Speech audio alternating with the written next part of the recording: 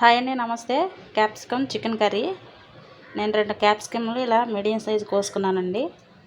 అలాగే 2 టమాటాలు, ఒక పెద్ద సైజు ఉల్లిపాయ సన్నగా కట్ చేసుకున్నానండి. కొద్దిగా కరివేపాకు, అరకిలో చికెన్ తీసుకున్నానండి.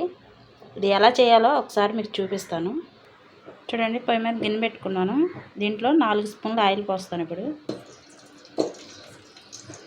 చూడండి, 4 స్పూన్లు ఆయిల్ పోసేసాను. దీంట్లో ఈ ఆయిల్ కాగాలి. ఆయిల్ కాగినాక ఇందులో ఉల్లిపాయ ముక్కలు వేసుకుందామండి.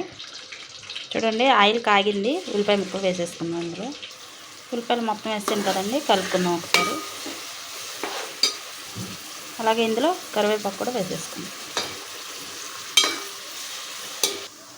చూడండి, ఉల్లిపాయలు వేగుతుంది కదా, ఇందులోనే కొద్దిగా అల్లం తీసుకుందాం, కలిపేసుకుందామండి.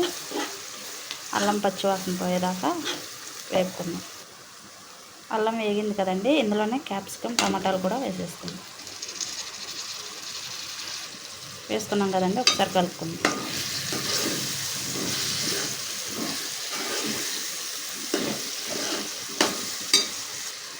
క్యాప్సికమ్ కొద్దిగా వేగింది కదండి నూనెలో, ఇందులోనే చికెన్ కూడా వేసేసుకుందాం. చికెన్ మొత్తం వేసుకున్నాం కదండి, ఒకసారి కలుపుకుందాం. చికెన్ వేసి కలుపుకున్నాం కదండి, ఇప్పుడు కూరకు సరిపడా సాల్ట్ వేసేసుకుందాం.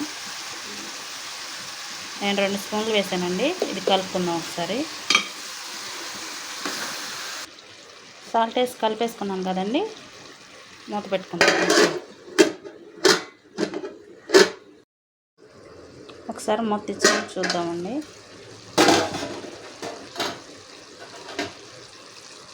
చూడండి, ఉడుకుతుంది కదా, ఇందులోనే కొద్దిగా పసుపు వేసుకుందాం, కలుపుకుందాం. చూడండి, నేనైతే 3 పసుపు వేసుకొని కలిపేసుకున్నాను కదండి, ఇందులోనే ఒకసారి కలుపుకుందామండి. చూడండి, మొత్తం కలిపేసినాక ఇందులో కూరకు సరిపడా కొద్దిగా వాటర్ పోసుకుందాం. వాటర్ పోసుకున్నాక ఇది మొత్తం కలుపుకుందామండి. మొత్తం కలిపేసుకున్నాక ఇది 10 నుండి ఒక 20 నిమిషాల వరకు హై ఫ్లేమ్లో పెట్టుకొని ఉడకనిద్దామండి. మూత పెట్టేసుకుందాం. ఒక్కసారి చూద్దామండి, అయిందేమో. అయిపోయింది కదండి. ఇందులో కొద్దిగా గరం మసాలా వేసుకొని ఒక్క 5 నిమిషాలు పొయ్యి మీద ఉంచుకొని దించేసుకుందామండి. చూడండి, ఎంతో టేస్ట్గా ఉండే క్యాప్సికమ్ చికెన్ కర్రీ రెడీ అయిపోయింది. ఈ వీడియో మీకు నచ్చితే లైక్ చేయండి, షేర్ చేయండి, కామెంట్ చేయండి ఫ్రెండ్స్.